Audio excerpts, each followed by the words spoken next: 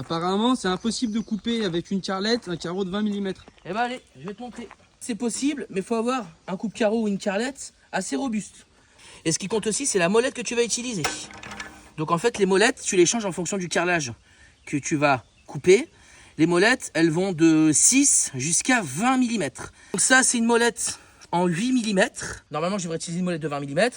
Logique, hein, le carreau fait 20 mm.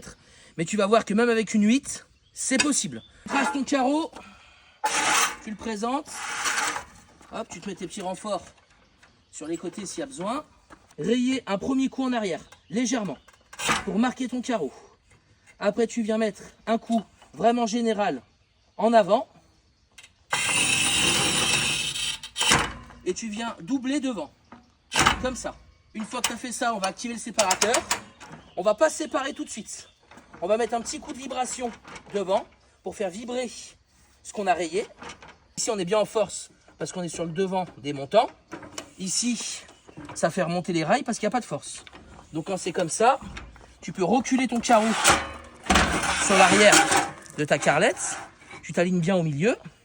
Comme ça, tu as plus de force pour le faire vibrer derrière. Hop, et là tu le fais vibrer derrière. Une fois que tu as bien vibré des deux côtés, tu mets un coup bien sec à l'arrière et ça la sépare. Là on va sortir la grande coupe. Tu vas voir, elle est rectiligne, hein. Il n'y a aucune bavure. Et on va regarder la petite coupe, elle est impeccable. Ça on l'a fait avec une molette de 8, avec une molette de 20 mm, ça aurait séparé encore plus facilement. Abonne-toi si tu veux plus d'astuces.